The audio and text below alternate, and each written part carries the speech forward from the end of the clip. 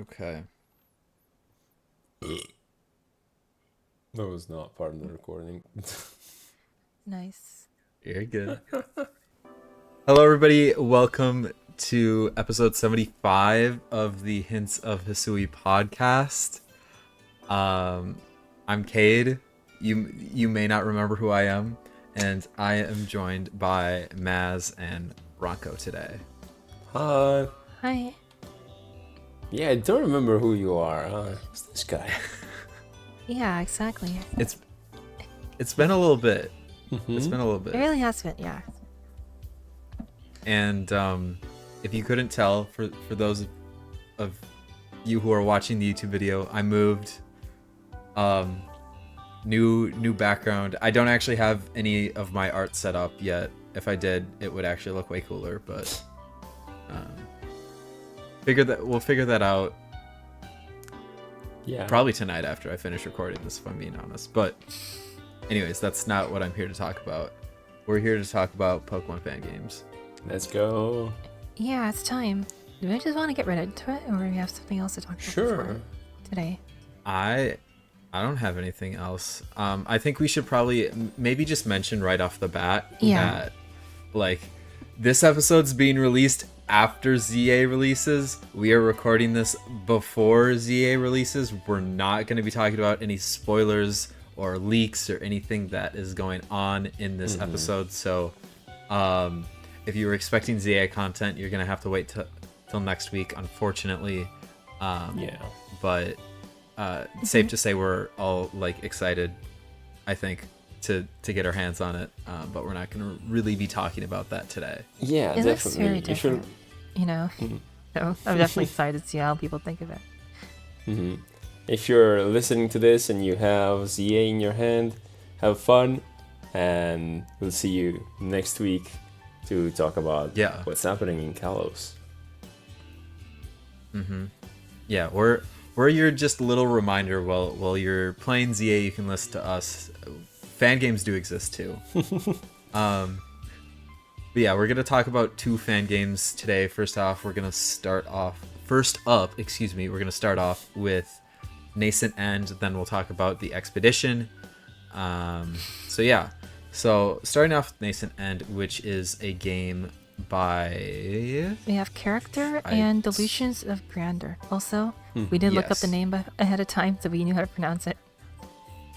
If anyone's wondering. Because when I played this game originally, I said Nascent End the entire time. But yeah, this is by Nascent. Character.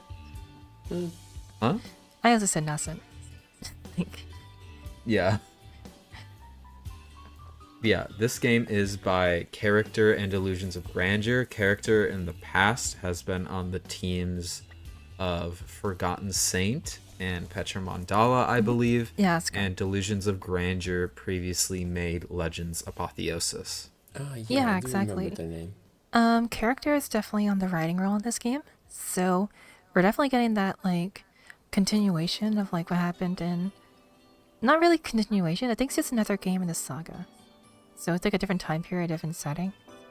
And Delusions of Grandeur was on the visual end, and it's a really cool combo, honestly, to see them both together, because I think one of the big critiques of the last Forgotten Saint game was like, I think the presentation, it was like definitely rough in some points. I think Delusions of Grandeur can like kind of pick up the slack where it was, and first impressions are like, it is like entirely custom. I think every UI is too. And of course Expedition, which is that's Dusky's game, which is also a very writing heavy game. Dusky is responsible for Red's Journey West and like the first Journey and a lot of the postscriptum games.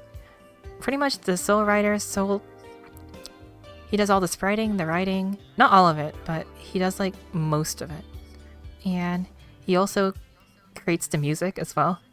He can kind of do everything, honestly. Yeah, he is one of those do-it-all type of people. Yeah. So it's really exciting to see when we get there. Contrary to my fellow hosts, I haven't played any of the previous games by these people, so I'm fresh on these two. That's fine. I played all of their games. Honestly, I play tested a few of Dusky's games too. And also, what else? They're both very story-heavy games, so there's going to be a lot of words in the writing section from us, I think. Yeah. You can clue me in on the lore. Well, it depends on when it gets started. I will. I don't remember a ton about Nascent End, but if we want, or not Nascent End, well, that too, because I played that game like 2 months ago. I feel like at this point, so that's good. But, yeah, I mean, I remember that. I gotcha covered. But yeah, if we want to drill into Nascent End, and just like at least I know we kind of already talked about our first impressions of that game, but I like coming from Legends of Apotheosis and now this game as well. I really like Delusion of Grandeur, like visually in terms of their games. I think both games have been really pretty that I've played from them, and this game is just another example of that. Yeah, I would say there's even a massive improvement in terms of visuals. There wasn't a lot of default tiles or anything. Everything was pretty much custom, so it really felt like its own experience, which is really cool. Down to the text boxes and like the info notes and like the UI is completely and utterly custom, which is like that's massive point. So I really respect it. And I don't remember what's it called, Apotheosis being super impressive in terms of like all the custom stuff. It was really good on the mapping end for sure, and there's custom sprites, but I think this was a massive improvement, which is really cool. I saw some of the usual free tiles you see around DeviantArt and stuff. I saw those Tower of Ashes tiles. Good job. They look good, so of course. Of course.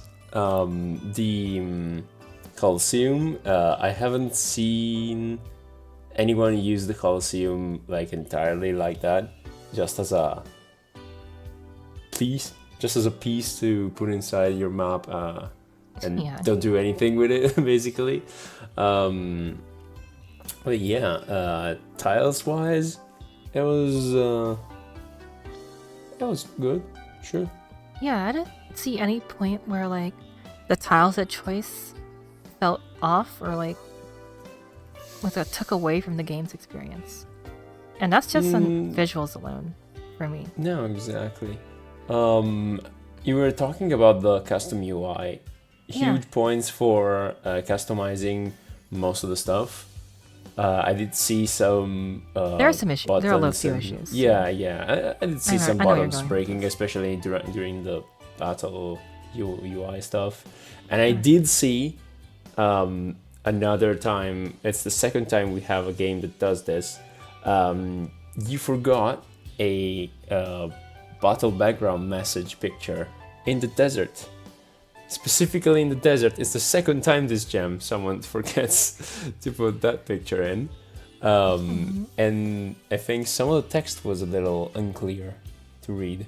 But other than that, it was very good. Yeah. Yeah, sure. I remember some of the what's it called? Move descriptions were like extending out of the box, so like they weren't finished. Yeah. Even move names. I will say I think they're like these are like little notes on like the UI. I think overall, maybe this is like a very me thing, but I really liked the like aesthetic, like vaporwave, dystopian. I don't know. I'm a sucker for that. I really liked it actually. Because I'm a sucker for that, I really, really liked the visuals in this game. It was more of a cyber future punk something. Yeah, it's 2278. It's the 23rd century. And there's like 3 billion people in a city? Like, are you guys good? That's not even too far from reality. City? No. Okay. Like, actually. And also, we talked a lot about visuals, but it's definitely segueing into the writing. Because this is a very, very writing-heavy game. It's very story-based, it's very lore-based. There's a lot of character dialogue. There's a lot of new key terms, and it's very heavy based on the setting. Yes. And yes, it makes good use of the. Oh, go ahead. It makes good use of the tips plugin to like info dump to the player. I mean that's what you're supposed to use that plugin for. So yeah, I think it was overused a little bit though. I feel like it could have been. I think my massive gripe with that is like, yeah, they like overused. I think is tough to quantify, because I think that like in order to communicate the amount of information that you needed to communicate, you had to put that many tips in there. I think my major gripe with it is that you can't like go back and look at the tips like after you read them for the first time. And I think that's like, especially in a game like this with so many custom things, I think that's a problem. And I like, there were multiple times I felt like when I was playing, I was like, oh, what does this do again? Oh, well, I guess I have to use it to find out. And I just like, there was even a tool, I feel like, I'm pretty sure in the bag, that you could see some of the tips for, but not everything. And you could scroll through it, but yeah, I could have been like organized better. But it's just it's like a plugin. They didn't really customize it. Yeah. So like, well, I think there's like some things in that item, but it's like that item or guide or whatever, but there's not like everything that you can come across. Yeah, exactly.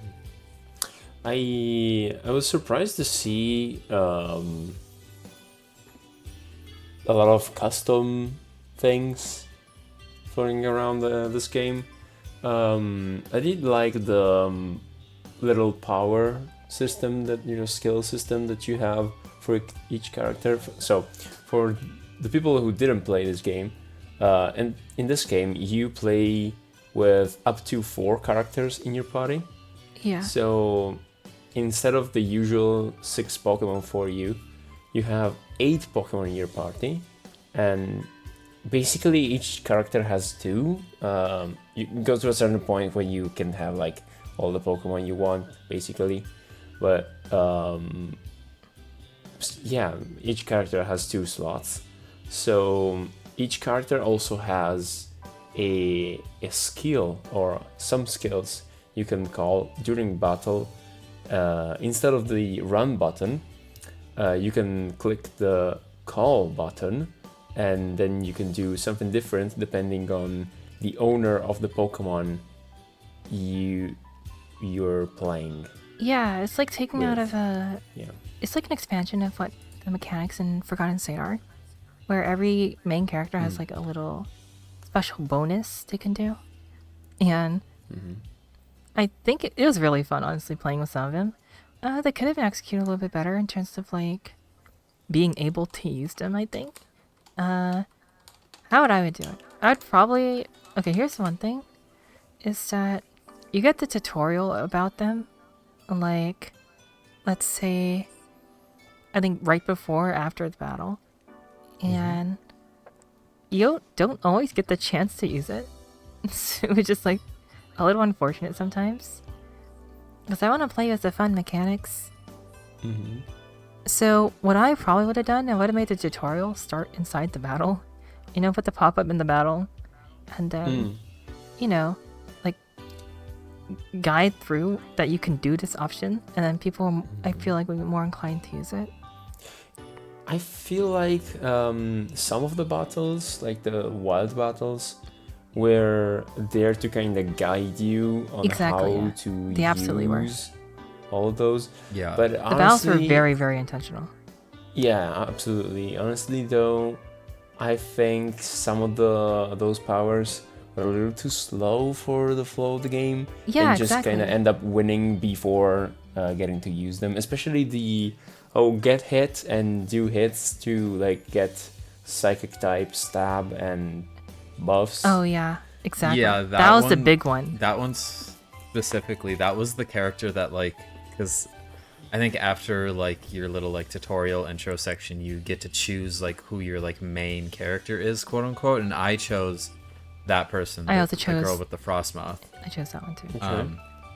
And that like sigil, while interesting, I feel like doesn't really have a lot of like use, just based on like you having to basically, I think you had to, correct me if I'm wrong, and I could totally be wrong, but I think you need to like use a psychic type move or something to like activate it, which like as a Frostmoth you're just totally not incentivized to use a move like that, because you have Psybeam and then you have these like other two like custom moves that are like really good. higher power than Psybeam that play off of each other, where it's like that, like you use this this like bug type move, and then the second effect is that the next time you use an ice type move against this Pokemon, it's going to be super effective. And there's an ice type move that does the exact opposite thing. So you keep alternating, like you're just those incentivized to you're just incentivized to use those two moves, I feel like, and then really never activate your like psychic power. And I feel like every time I did, I feel like I was almost like punished for it. Like I could have easily just won the battle before like the psychic power was even that useful. I think it was like that for most of them.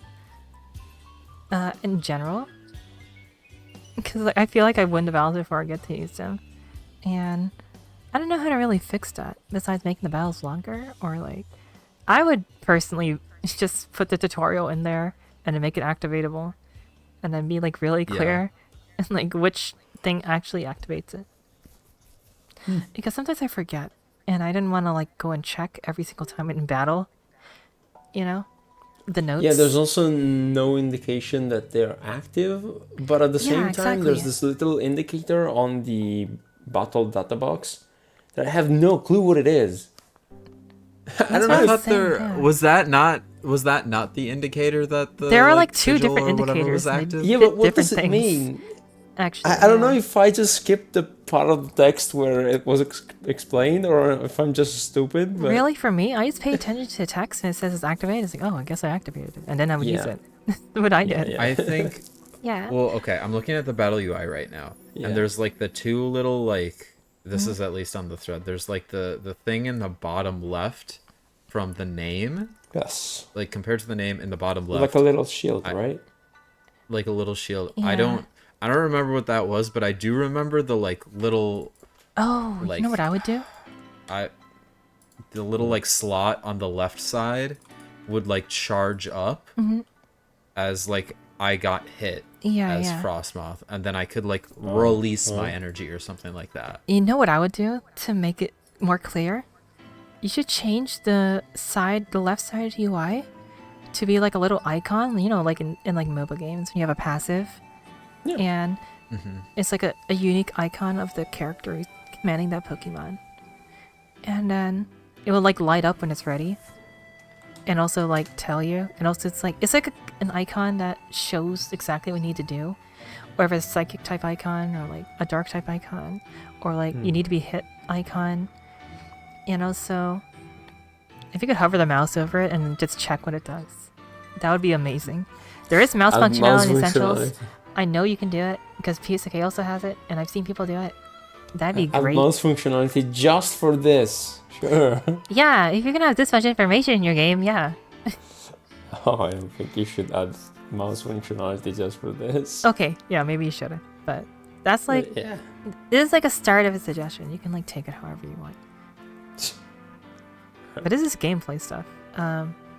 So first is what's first on our list in terms of discussion? We were supposed to give our first impressions, I think. So I feel like we had gotten to first impressions to visuals, and then we were talking about just the visuals, and then the visuals kind of tied in to like the tutorial section, and then the tutorial ties into the gameplay. So we can go back and comment more on visuals if you guys want we to. Did talk about visuals. I would prefer to make Kenny go crazy with the little chapters on the video. Oh, he does the chapters? He does the chapters. Yeah. Sorry, I should have been steering this conversation way more structured then. It's all good. We'll get better at it. He's gonna be like, damn it, guys. That's first Where are we impressions, at right. this point? Let's go back into visuals. Let's emphasize. Yeah, let's talk about happens there. Digimon, by the way. Yeah. You ever play new type? Okay, no, we're not doing this. No, I just saw okay. the guys playing it. Yeah, visuals. So any more comments on visuals?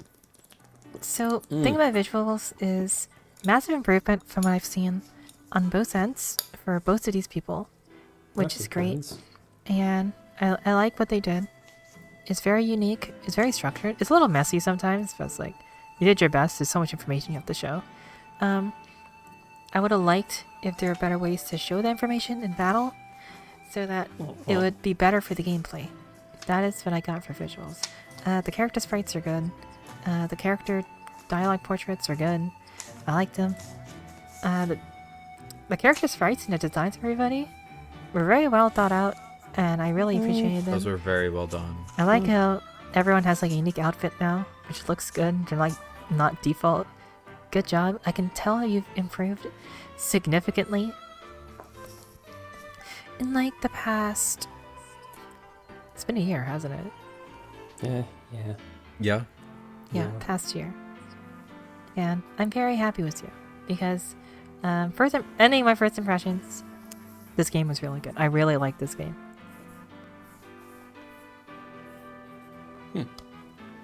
Yeah. We can probably transition now to talking about the writing of this game, and I know Yes. we kind of hinted at it. There's a lot of writing in There's this a game, lot of from writing, but the tutorials to kind of the lore to I think like even just throughout the game there's just like a lot of dialogue. yes, as there well. is. There's a lot of dialogue. There's a lot of story. There's a lot of lore. There's a lot of backstory. There's also tie-ins to the last game, which aren't super important, but if you know it, it really helps. And I'll be honest, I'll be dead honest with you. I played Forgotten Saint, and I know a lot of people had problems with that game's pacing and the storytelling for how much information had to be pulled out like every 10 seconds in the lore. For this game, I'm very happy to say it is a significant improvement in how it is presented. It is generally so much better and digestible, and I'm actually really happy you did it. There's still some problems with it, obviously, Obviously. in terms of like how it's being presented and being told to the player, but it is so much better. It's so much more digestible, and it flows much better with the gameplay and like how the dialogue is pacing. That I was very happy playing the game for the I think the whole runtime. Those first 30 minutes are really important, especially when you're putting down so much lore and stuff. But I understood everything this time. I'm not confused. So Yeah. I think it's a very difficult task when you have the requirement of it's so that hard, like yeah. amount of lore that has to be delivered to the player like before even the first battle or before in the tutorial section. Like Yeah. the intro cutscene itself has so much lore. And I think like in Forgotten Saint it was like very confusing. I like didn't remember kind of how Yeah, right. like everything, like something happened. I was like, oh, that's what that meant originally when I read it in the intro. And I Yeah. feel like this game, I agree with Ronco, does a better job at delivering that information to the player Yeah. in a way that is understandable. Now, I also agree in where like there's still improvement to be had. I think it is like it's a very difficult thing, especially in like a jam game where the games are going to be short by nature. Yeah. To like have to reserve like the first, I don't know, quarter or so of your game just to deliver information to that player. And like I think it's more suited to a longer game. It definitely is. So I don't know if you can ever really have like an ideal situation where you kind of spread out that information a little bit more. That's what I would like. I would but have done I that understand too. that it's very difficult to do It's that actually impossible in I a think, jam game. for jam games, because there's not enough content in the game where you would have it. Otherwise, the character would just have to withhold information, basically. Yeah. You know? Which is a little tough to do. But yeah, the intro segment and like everything, I don't think any portion of it took like more than like 10 minutes, you know, which is great. Like, it was delivered very, very well. There was a lot of key terms, but like, I can use some context clues to like understand the plot and the setting and like the world and everything. And you didn't have to spell it out for me like I'm an idiot. It sounded like one of those franchises where you get info dumped, 1,000 little facts at the start of the movie or a book or whatever, and you can gather information through context clues and stuff. And that's exactly how it should be. You basically know what they're talking about, even though it's like, oh yeah, during the war of whatever land 10,000 years ago. Oh yeah, sure, that thing. Yeah, it was you can mentioned call out like before. a billion fan games who do that. Like, yeah. They just put you the entire setting all at once, where they actually showcase it, the lore in the setting, through the characters actually going through it, like you know, the mortal thing. I forgot what it was called. Damn, I played this game like 5 hours ago. The Mortal? Oh, the Mortal Pact? Yeah, that one, exactly. Yeah. Yeah, Mortal Pact, and how the world kind of revolves around it. How all the characters have their own kind of reason to undertake it. Just also some discrepancies, like Sonoa could have taken an easier pact just to get out of the city, you know, but she didn't because she took a hard one on purpose. And it's like, it's really cool, and it's really like exciting to like figure out everyone's like reason to go through it, especially since it scales its difficulty. And that was a really cool dynamic. I do think the characters are like very convincing in this game. I think it's like I like wanted more. Like obviously this is like a demo, but I want like more gameplay, more time to like unpack like each of these characters. And I think like even though there's not like that much playtime, you kind of already get these like aha moments for I think at least 2 of the characters. Yeah. There was only 2 characters we got through, so like yeah, but I will say I think also the 2 characters have their aha moments. I forget all the names, but the like daughter or sister of like the big corporation guy, I felt like we kind of understood her as well, just because of the lens that the intro and whatnot was kind of told from. So I felt like for those 3 characters, we were very like, I understood kind of their situations. And then that final character, again, I don't remember names. Sonoa. I feel like they were meant to be a mysterious character. Like they were meant to be mysterious. They are meant to be the person that you don't really learn about until the very end of the game, and you're like, oh my god. That person was like the assassin or like whatever. The guy with the Ismail. Italian? I remember his last name. Yeah, the guy with the Intellion. I remember his last name, but I forgot the first name. Ismail, I think that's his name. Isha? Is it Isha? Isha, I think it's Isha. Yeah, I'm pretty sure it's Isha. Isha Ismail. Okay. Yeah, it was Isha Ismail, and there was Corina, and then the last name, I forgot, it's a long name. There's Sonoa, and then there's the fourth guy. Who runs the company. Karina? Yeah, I mentioned Karina. Who wants to run the company. And then took the Mortal Pact to inherit the company. That was a perfect way to introduce the concept of the Mortal Pact, by the way. Because it's such like a... Yes. It's kind of mundane, but then it's like you understand what people will go through to get something done, you know? That's the perfect way to introduce the concept.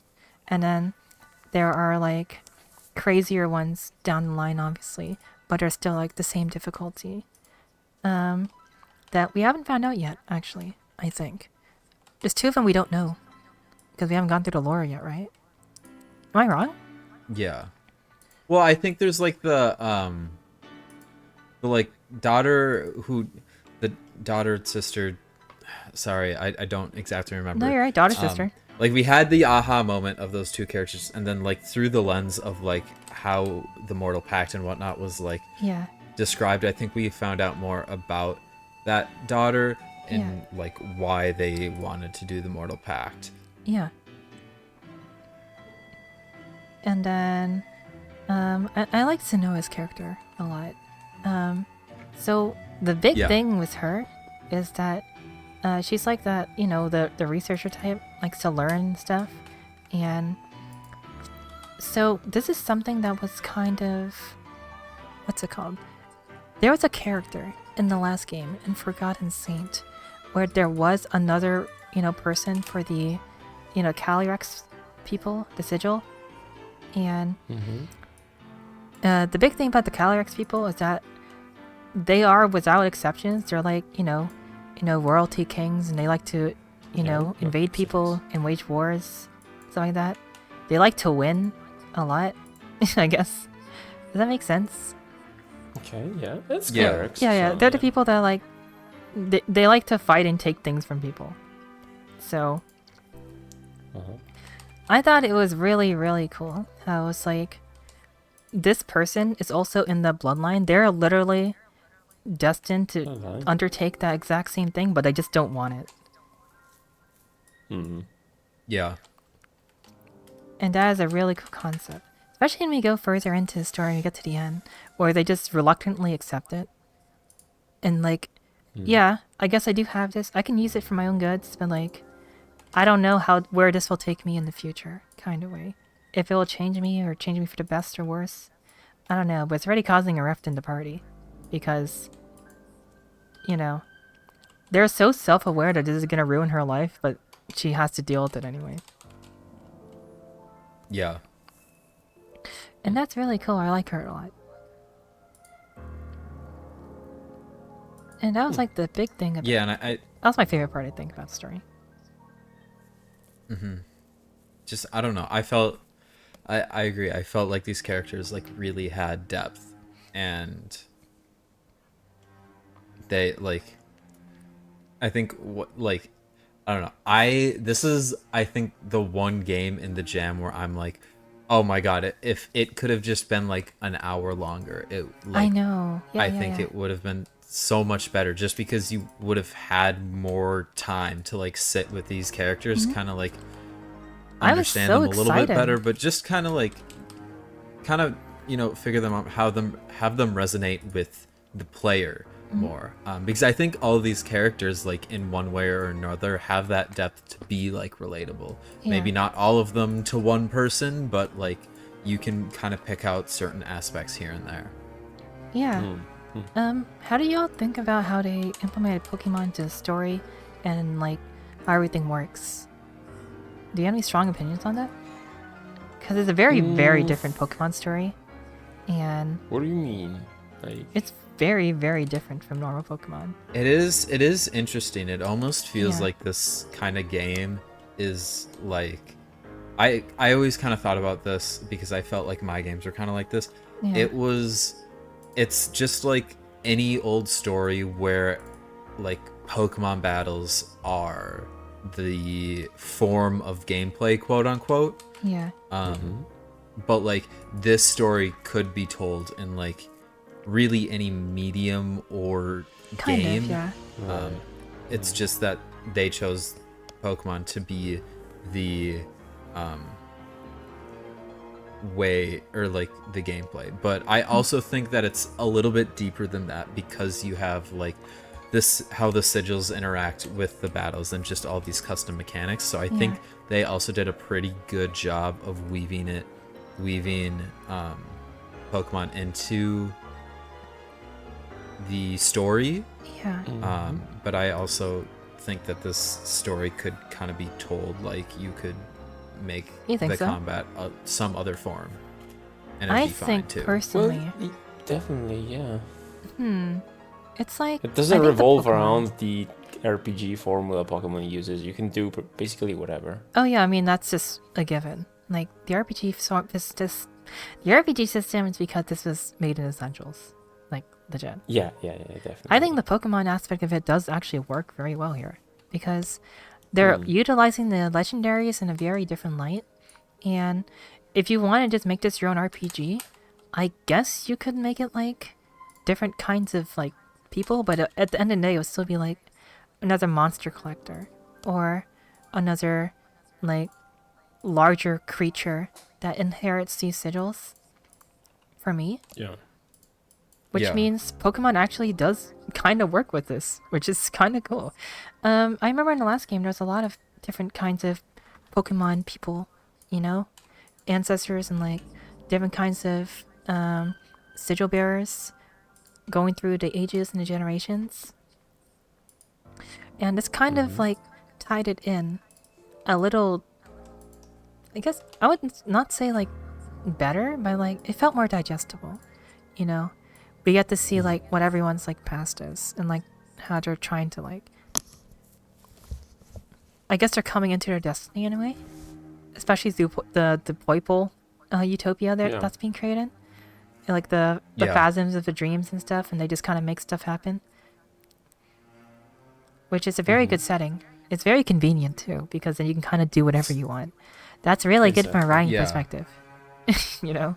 I know we're kind of shifting into like the gameplay portion of this game, but I do want to comment on that. That is something that another reason why I'm like, oh, I wish this game was longer, because I want to figure out like why is Poiple like showing the characters these things, and then what happens when it fully awakens, the illusion or dream or whatever is up. Like what is this whole thing going on with Night Days? Like also aside, Night Days is such a cool name for like a criminal organization. I'll be honest, yes it is. Yeah, it very much is. It's a banger. I'm gonna be honest, a lot of these evil teen memes are either jokey or they're trying too hard to be cool. I think Night Days is like in the middle.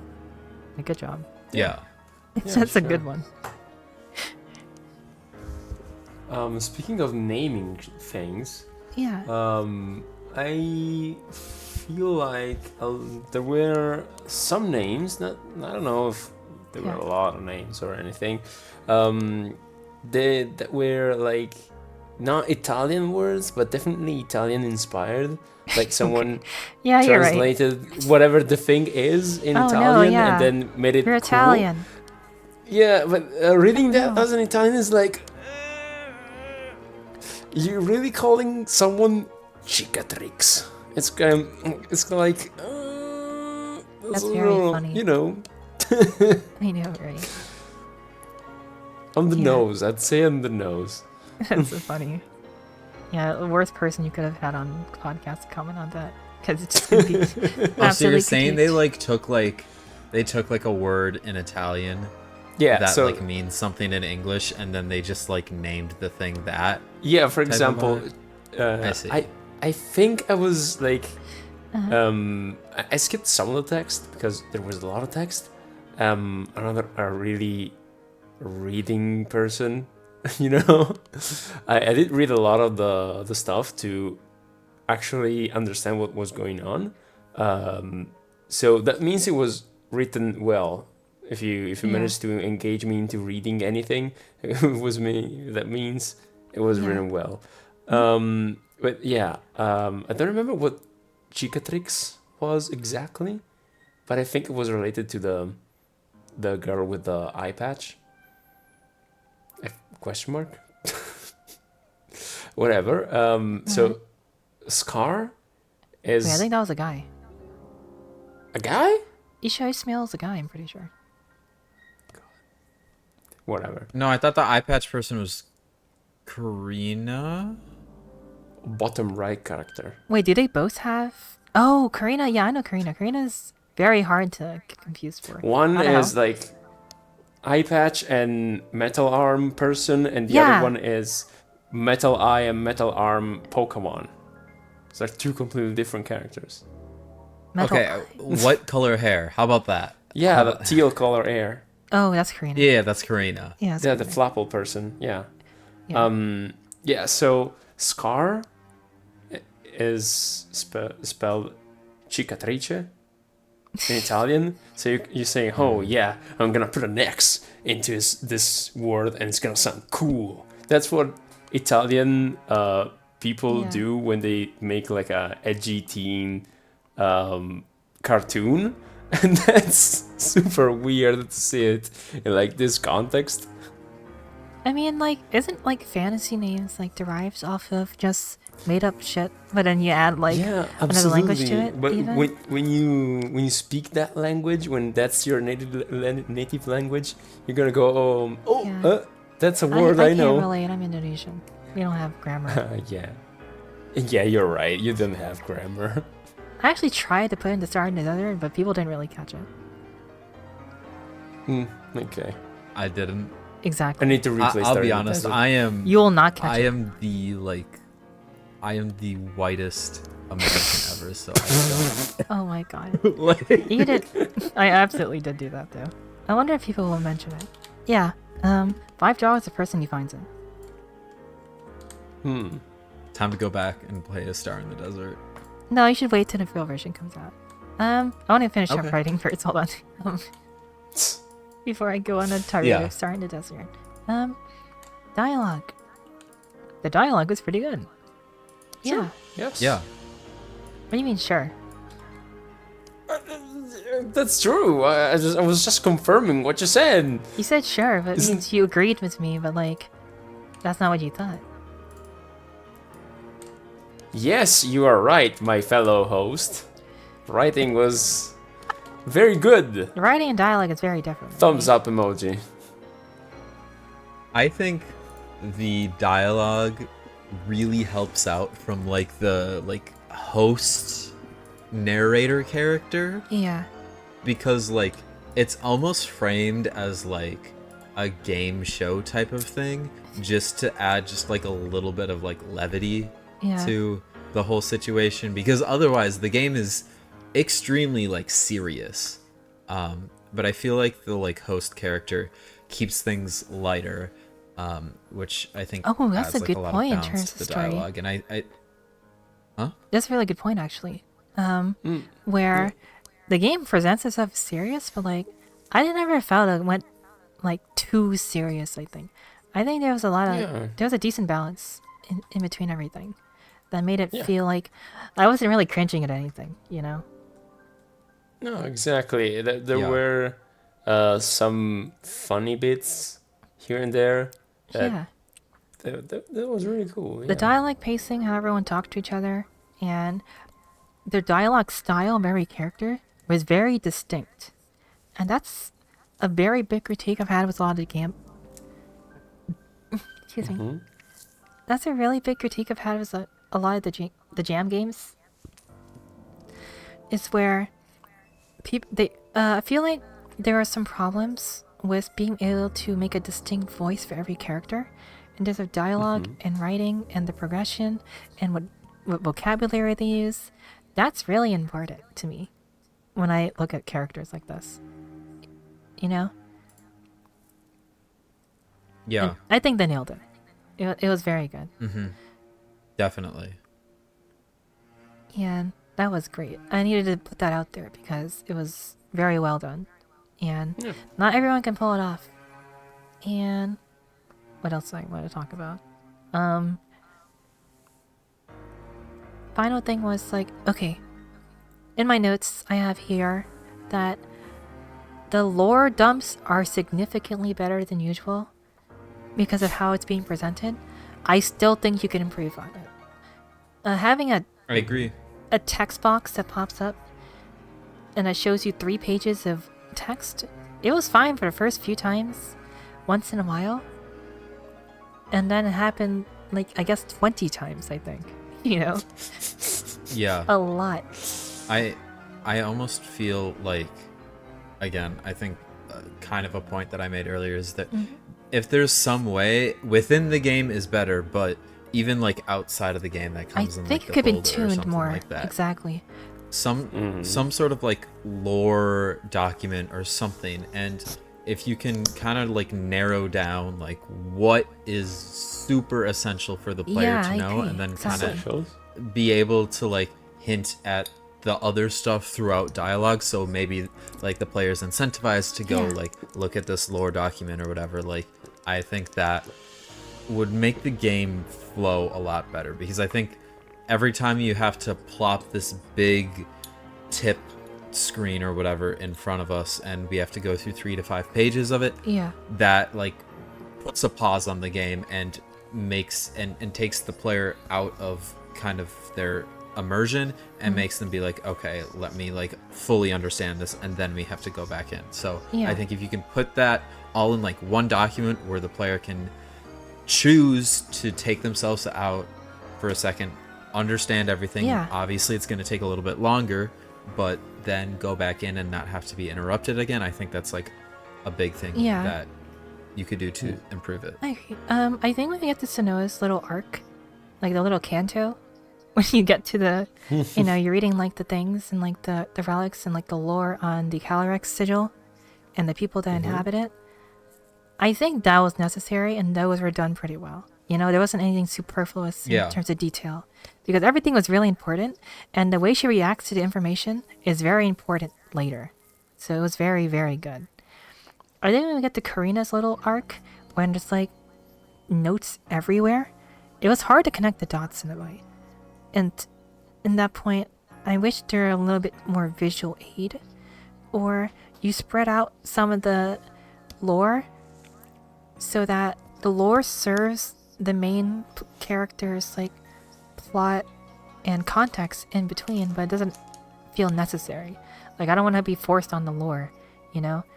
Some of the lore I wish I could find in like a book somewhere, like underneath the bed or something, you know? Yeah. Because at the end of the day, I'm caring about the character's conflict and stuff, which was very relevant to Sanoa's stuff. For her stuff, I think some of it was relevant when you're talking about, you know, the battle-hungry people and like the Yveltal, stuff like that. Sure. I think I want to know that. I don't know how it connects yet, though, so... It's kind of like harder to do. It's definitely the tougher part of writing, where you want those extra lore bits to service the story, like, out of context, and then you find it, and then things kind of feel stronger when you get back to it and look at through that lens again. But I think it's very worth it. So ultimately, you don't want to be presented with a wall of text every 5 minutes. Yeah. That's the point. Yeah. I think it's like that, but also like, you need to write the dialogue and keep the context clues to where you're given enough information to understand why it's important, and then the extra information will like make it super important, you know, the way people talk to each other, like the reason why she's like this, and like the kinds of people that the sigil inhabits and stuff like that. I think that would be very, very cool to read out of context of the story, because at the end of the day, we're following the character stories. We don't need to know every little thing about the lore, although it is cool. I didn't like reading about it, but I would try to see if you can figure it out how to tell it without let's say spelling every single bit of it out when we're in the character arc, you know. Yeah, definitely show rather than tell is the way. Yeah, but I know that's probably the most difficult thing you have to do. Yeah, definitely. I can tell you are trying. Like this. I can tell that you are trying, because it is very difficult to figure out what to filter out and what not to filter out. So here's the feedback. You filtered out a lot of good stuff. You can do a little bit more.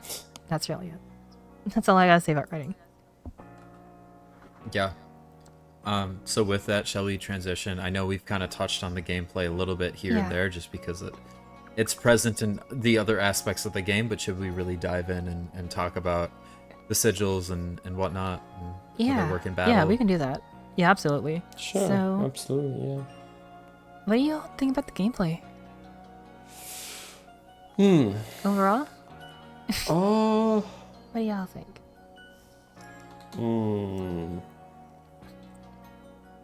Well, it was...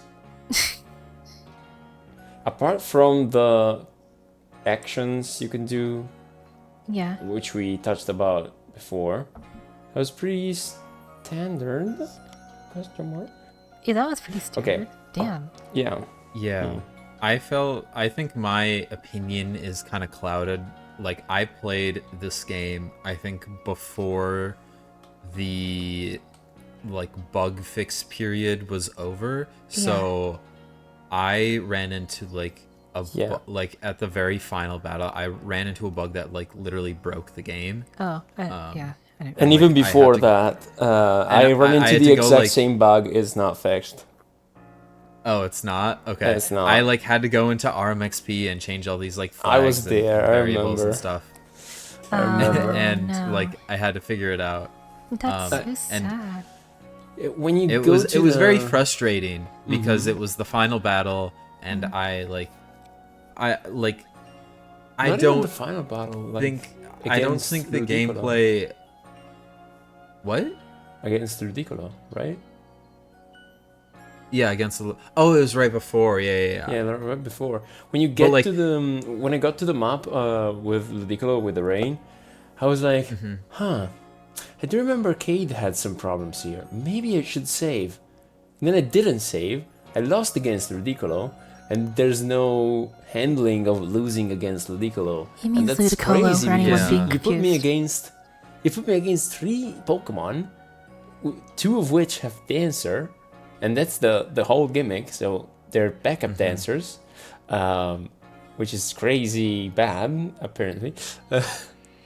I like that. Backup dancers. That was a really funny line of dialogue. Yeah, that was really funny. Especially the person who's talking about it. I just want to mention that. Yeah. So if they Revelation Dance, I don't know, Quiver Dance, Revelation Dance, you're gonna die, like pretty quickly. At that too. So I don't know. I think that was important to handle. It was kind of a sour ending to, I think, gameplay that was otherwise pretty okay. Like, I think, I don't know. I also felt like there was not like ample access to like healing items and stuff like that. I felt you like had some in the bag. You had some, but you would get to a point where like you like used all of them. And you kind of end up having to just like force lose the battle to like re-heal your team. But also, if at least I ran into that. If you have a Pokemon die, they stay at 1 HP, so you can use your max potion. And that was a very good feature. I did like that. That was a very good feature. Yes, I agree. While we were talking about backup dancers, I remembered.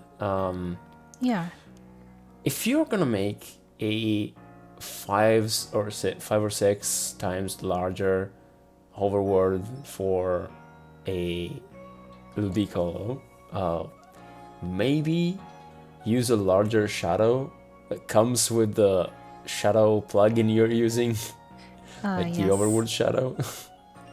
At least the overworld shadow, because I can see the tiny ass shadow underneath this huge zoomed out Ludicolo, you know? Yeah. Well, personally, I think the gameplay was just right. I think the gameplay was not very hard at all. A lot of the encounters and stuff were very intentionally made. And the weaknesses and stats and everything. It's just like Forgotten Saint, you know? The battles are very intentionally made so that they are beatable within a certain kinds of few steps. But I think this one's a little bit more freeform because you can win without using the sigils.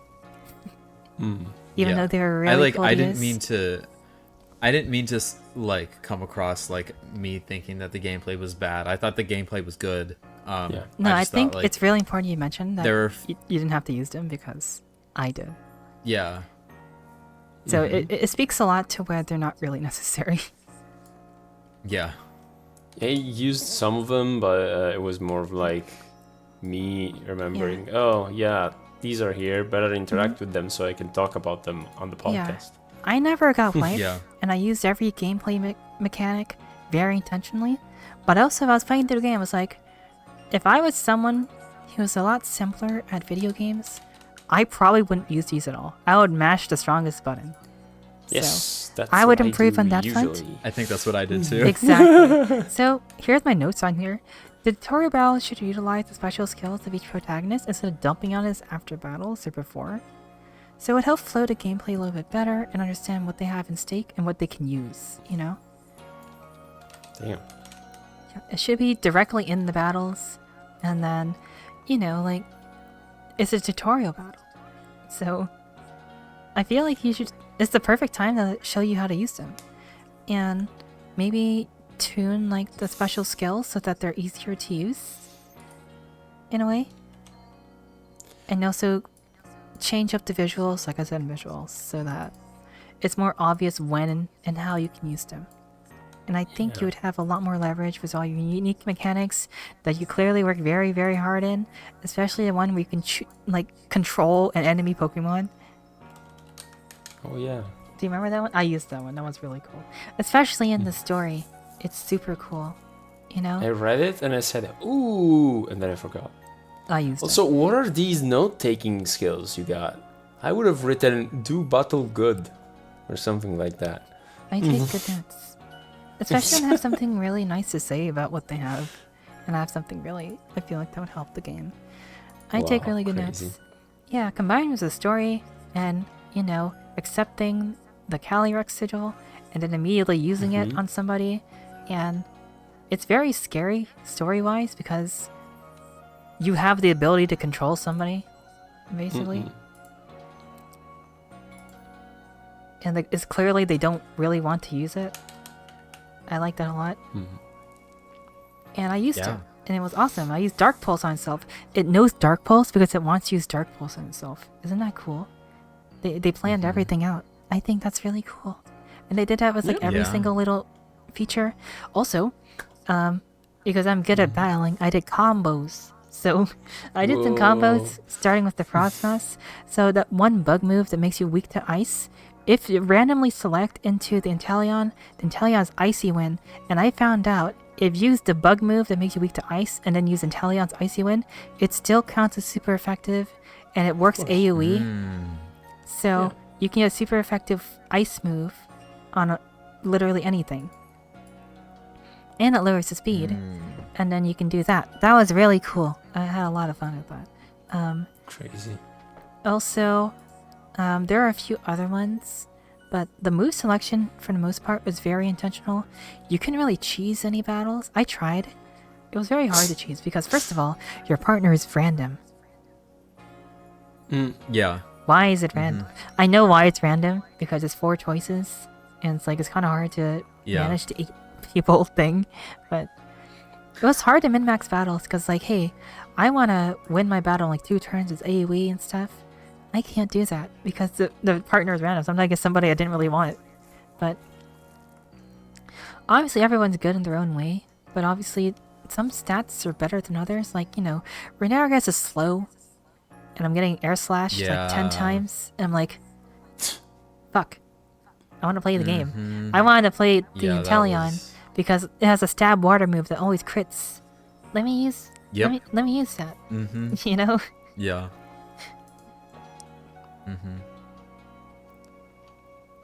Any other notes on the gameplay, or should we just kind of wrap it up with saying that that Nascent End was actually like a really good game?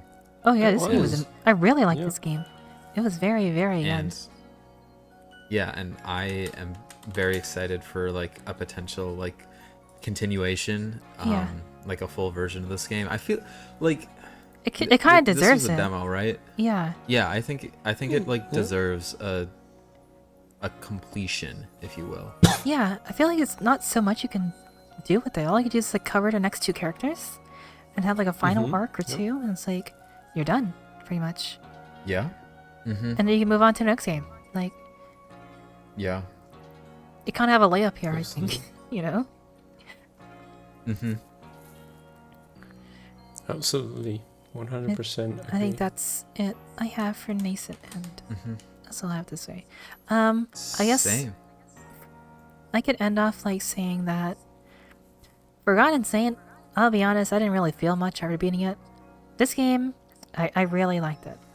I was more into it, you know? And that's the biggest compliment I can give for a Game Jam game that I played for 2 hours.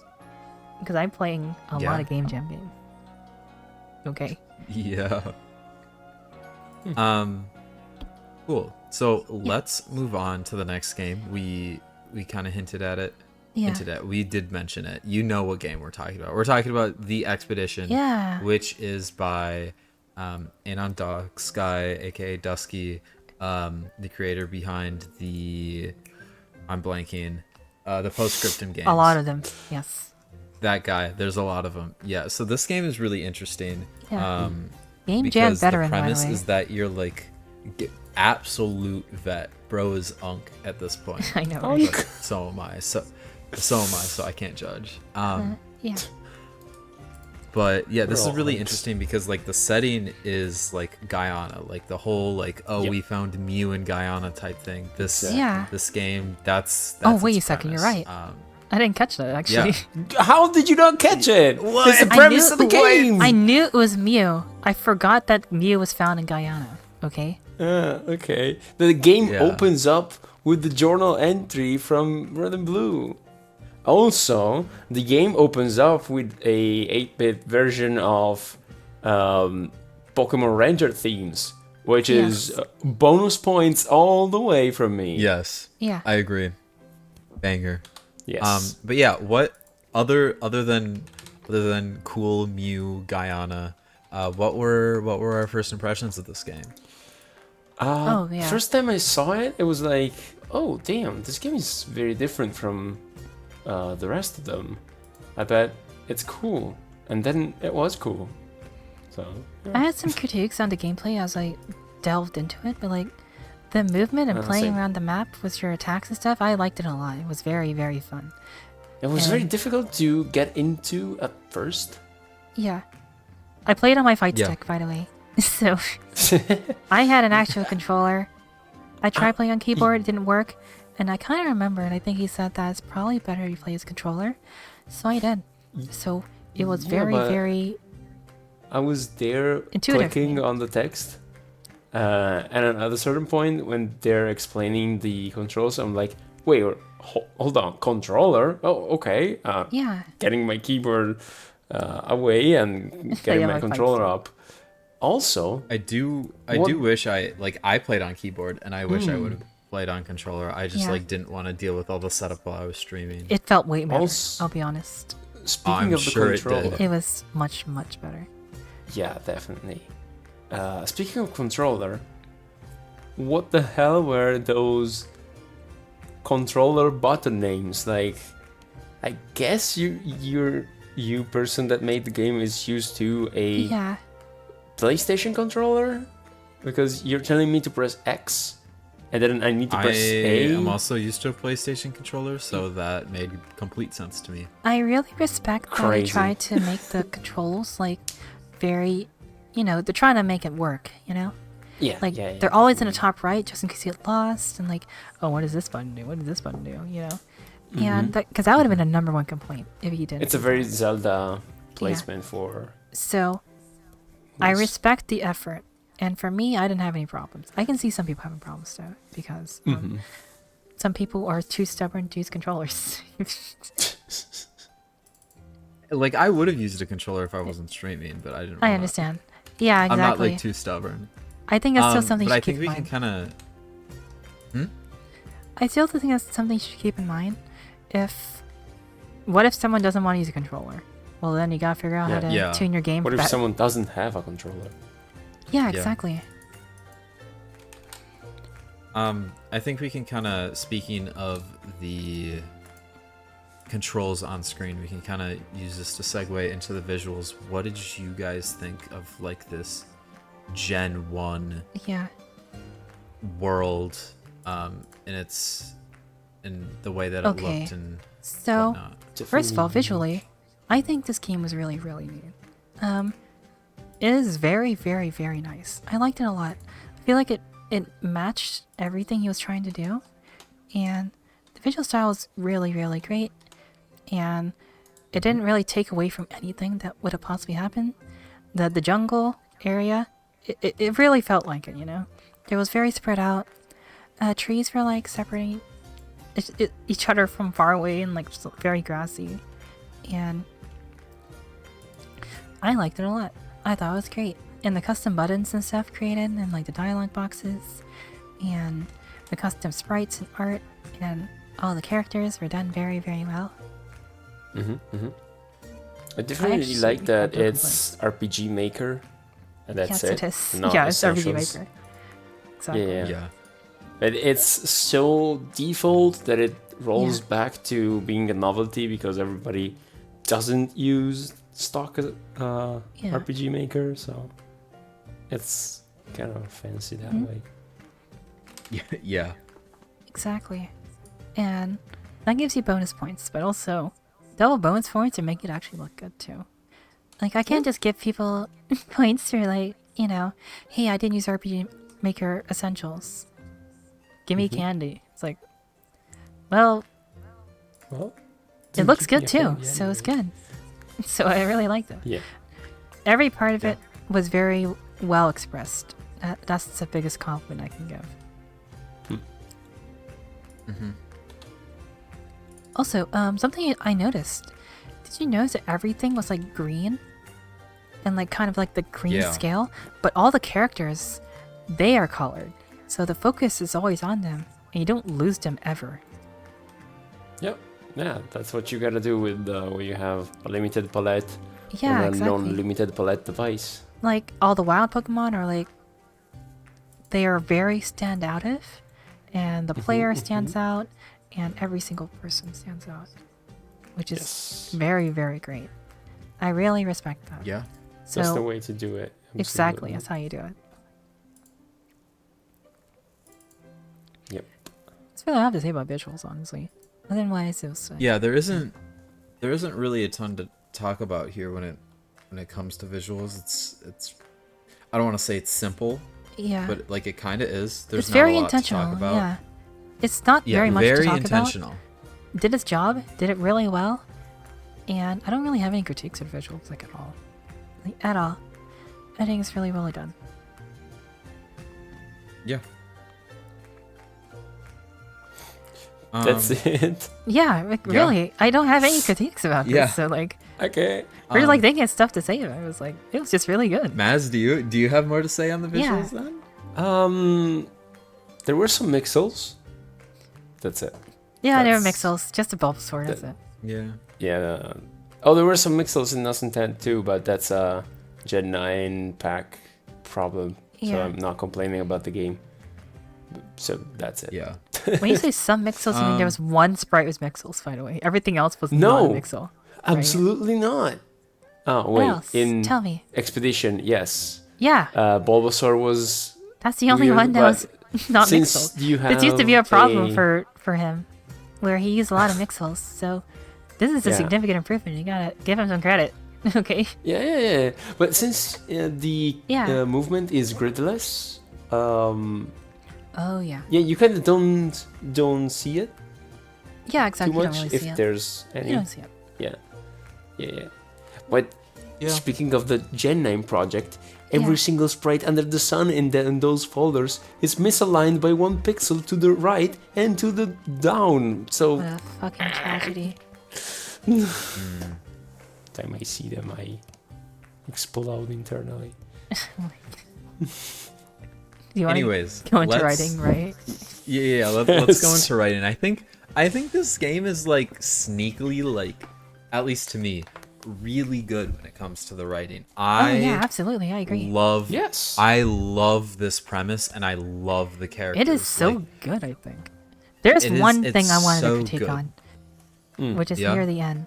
But I'll talk about just in general for the writing. The writing and the setting and everything is very well done. The dialogue is really well done. And every character feels really well spoken, very distinct from one another. They go back and forth really well. It's like, damn, this is just a writing episode. Both these games had really good writing one way or another, Yeah. I think. Uh-huh. Yeah. And it was very clean. And I really respect it. I know Dusky's had a lot of practice with this. So I'm very impressed with the writing. I liked it a lot. Yes. And it's very well done. I think when he starts branching out and stops using like essential stuff and trying to make it work and stuff, it's really getting better. It was really, really good. You know, presentation and the writing and dialogue, the pacing, and every little part of the story. Most of it was very, very good. I really liked it. Yeah, I really like I'm gonna feel like a broken record because we just talked about this with I like Nascent Nolan, End, but I love the depth of the characters here. Like, everybody feels like their own character. Yeah. Everybody has more than one like personality trait. They have their own lore they kind of delve into a little bit. Yeah. You know? And I love as we continue through the game how you do continue to dive into that character lore. Yeah. And it's another one of those things where I'm like, dang, I really wish we had more of this game. I want to hear more about specifically for me, the operator. The operator was, I think, I like the operator sneakily a lot. the most interesting character. Yeah. I would say that I wasn't really a big fan of how the lore drop right at the end when she left the speaker on. I think it was a little unnecessary to drop it out so early in my case. I feel like that could have been a little bit more implied rather than being spread out so blatantly so early, you know? Especially it was like it was really like on the nose, I guess. But some of the parts about it were good, I think. Obviously, you know, when she talks about the lessons she takes for self-defense, and when Nolan talks about the bruises on the arms, those are fine. Those are good, you know. I love those hints. Yeah, I feel like those should come first. I think those should have went first. Well, I think IMO. I thought, did they not? I thought no, they did. It did not come first. That was after.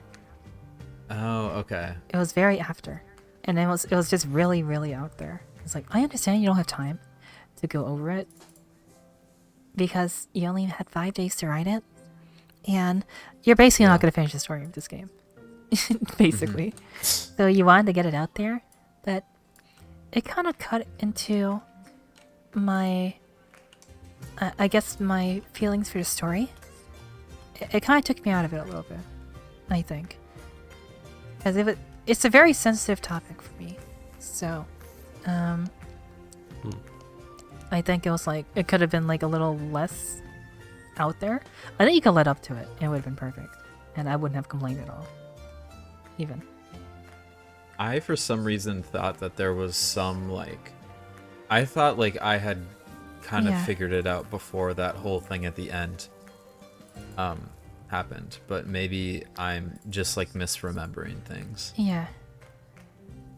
Well, I played it not even 2 hours ago. Oh yeah, no. I trust recent. Your memory compared to mine. Yeah. And I definitely remember it being it kind of came out of nowhere for me. At least to me. That's my biggest critique with the story. Not that it was there, but just the timing of which it happened, I think. And I hope that is something that... Obviously, I don't know what the thought process was because you only had 5 days. But it was really well done for 5 days. Yeah, absolutely, for a game that was made in 5 days. It's how much better could you have made it? You know, I'm gonna have a problem with it. In 5 days, you have zero time to revise anything. Pretty much. As it hits the engine, as you're writing it, it's also hitting the engine at the same time. You have to literally do your writing in the eventing. I feel at that point. Yeah, pretty much. 5 days for me in game jam time is me doing one event. Yes. Yeah. For me. So I understand. It's that's been crazy crunching. I don't even blame you for making something that kind of came off not as well as I'd like to, because there's just not enough time to get it right. So that's just my feedback. That's just my critique. Yeah. But I do think overall the writing was very good. Yeah. Other than our like one note. Maz, you have any thoughts? I think the text might have benefited text sound, and that's my only complaint. Really? That's so minor. Yes. Yeah, I don't really have anything to say about this game.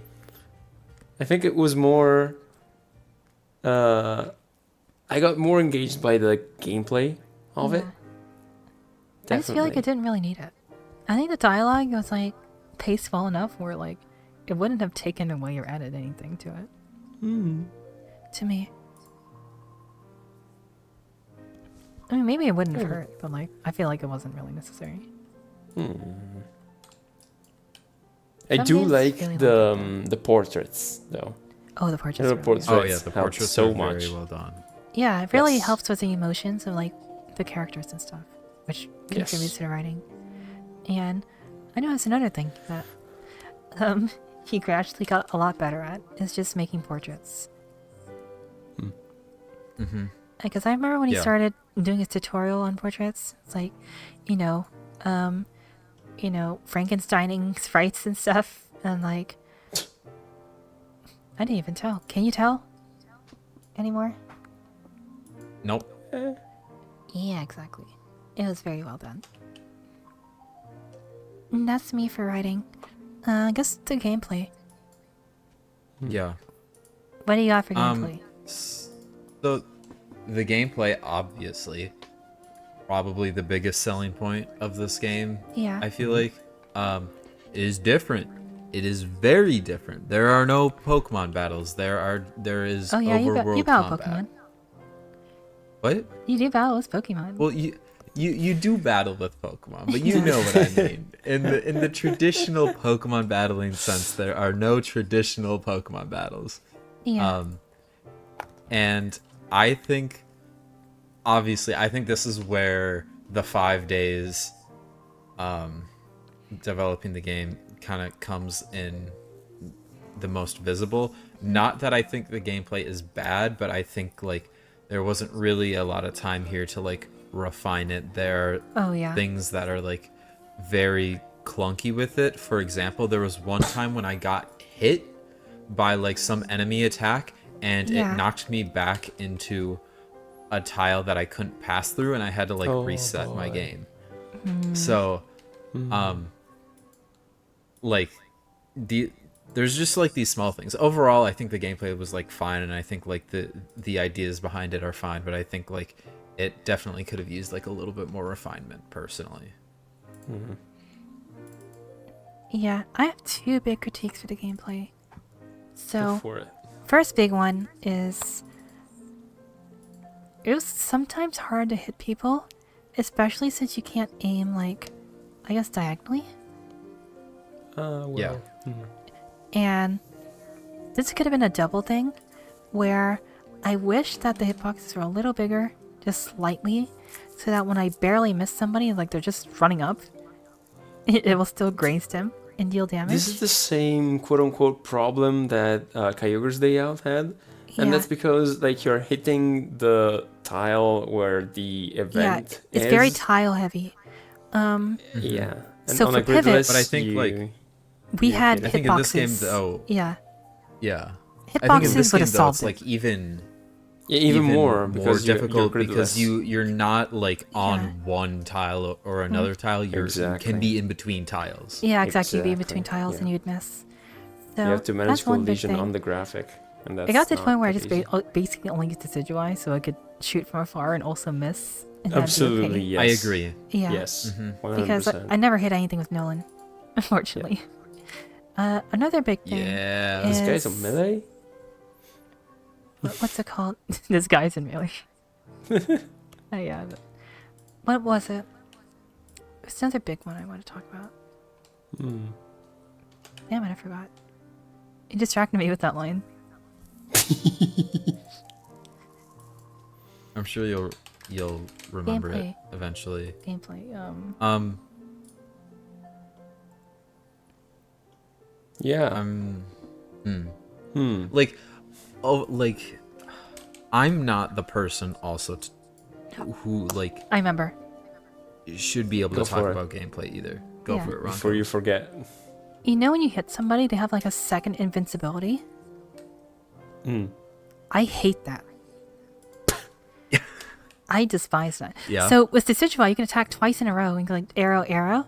But if you use both of them, And the the second one's gonna useless. miss. And if no one's hitting at the same time, both of them can miss. And it's very annoying. You gotta walk back far enough so that each one is like spaced out just enough so you get a double hit on it. It's so annoying. You know in Vampire Survivors when you got like that free movement and you're throwing stuff at people? They don't have that invincibility, that kind of hit stun that makes it so you can't attack again. It makes it very annoying to combo stuff. And I was getting hit by stuff randomly and they were dodging stuff randomly. And I hated it. So that's the biggest critique I would actually give is either remove or tune it down significantly so you can like combo things. And this is where Ronco playing like fighting games and stuff comes into play. Not really. Or I'm just whereas comparing it to like other roaming like fighting. Yeah. Well, I don't have a lot of things, you know? experience with the games with like overworld combat and Yeah, like Vampire Survivors. He doesn't know what it is. Oh. No, I don't. You're right. So, you run around like an overworld and you attack stuff, and you attack stuff a lot. So, and if they touch you, you take damage. So, you know how annoying it is when you hit them, but they're still invincible, so they come and hit you again? Oh, That's so annoying. I think I've seen this. Yeah. That's my biggest complaint with the game. I think it's that. Otherwise, it was very fun. Yeah. I like. I feel like I you would guys... just default to Ronco Okay. for gameplay opinions. I feel like Refer to my thing previous is, like, email. Oh my god. literally. It's crazy. I feel like it was like a little bit clunky, but like, am I gonna be able to tell you like specifically where I felt that it was clunky? No, yeah. not really. I think that's the number one reason why it's clunky. It's because of the invincibility on it. Why? That's the biggest one. Yeah, I can see that. I can definitely see that, and like the hitboxes being the main reason why the gameplay was a little Like, clunky. I was in my playing opinion. around the buttons, like, you know, dash and guard, and being attack while guarding and stuff like that. I had no problems with any of that. And that's very hard to get right, you know? It's that damn hit stun I did struggle when you a bit, hit somebody. It's kind of hard if you're not playing a controller, but I'm just saying. I'm just saying. It's not a control. I think it's a controller game. It's just a hit stun. it I is. hate it a lot. As an aside, the puzzle mechanics with the grappling hook, very smooth and fun. No bugs at all. Very impressive. Yeah. I like those things a lot. That's all I gotta say about gameplay anymore. That's all I gotta say. Yeah. Okay. Maybe fittingly, I was thinking of saying something important and I forgot as well. Wow. Nice. Yeah, we're so good at this. Damn. At least I remembered. Okay. Yeah. That's why you take notes. Yeah. That's why you take Fuck, notes. you're right. True. Because you're going to forget every little detail. Yeah. Well, I think with that, unless Maz can miraculously remember what he was gonna say. Hold on. Yeah. What? Kitty, Oh. do you remember what I was gonna say? No? You're just here to make noise while I record? Okay, I see. No, I Exactly. don't remember. Okay. Well, then with that, any final conclusions, thoughts on the expedition? Keep going at it. It was charming. Hope I think to it see was another great. game like that next time. I know that knowing Dusky's schedule is probably not going to have time to actually work on it more. But I liked where the story was going. There's a lot of potential here. It felt like it was more like a workshop kind of thing where you're just like flexing a little bit. Like, alright, dialogue and styling and making sure everything works and releasing a game on time. And I have to respect that. so you can just start on the next game you feel like making later. This is a really, really good game, and is a natural and significant improvement from your last ones in terms of game jam. Yeah, I think I kind of agree with Ronco. I don't think Dusky's probably going to pick this game back up, but I would love to see him or like even somebody else pick this game back up and kind of continue working on it, because I think it could be really, really good. I think realistically, I want to know what happens to everything. I think he's gonna drop it and then start another game for Game Jam, and that game's gonna be better with everything he learned from this one. That's pretty much what's gonna happen. Yep, of course. And that's all I gotta say about the Expedition. Final thoughts for both these games combined, I guess, is like these were both really, really great. Definitely. Yes. We picked two bangers to talk about, if I'm being honest. Yeah. Like, I only talked about so much because I was more. So usually when I talk about these games, I'm talking about things that could have been better, could have been improved. I was talking about things I liked most of the time. So yeah. Great job, both of y'all. Both teams are great. Yeah. Even though the team was just Dusky alone, and the other team was like 2 people. But yeah, these games are amazing, honestly. And I really like both of them for different reasons. But also it's funny that most of these games were very writing heavy in a way. They're based on the writing of the games, you know? And they actually delivered on it.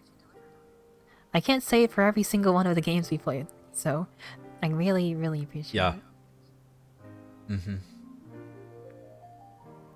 Well, with that, I feel like we don't have much more to talk about in today's episode podcast.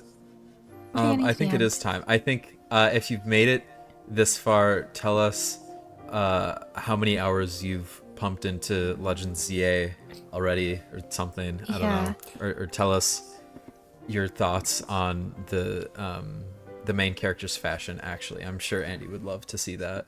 I know, right? But with that, I think we're going to wrap up today's episode. Are you Thank you guys so much for watching. I think in the next episode, people will probably just be talking about ZA, if I'm being so honest. Yeah, Do probably. you want to spin the wheel today? Should we spin the wheel?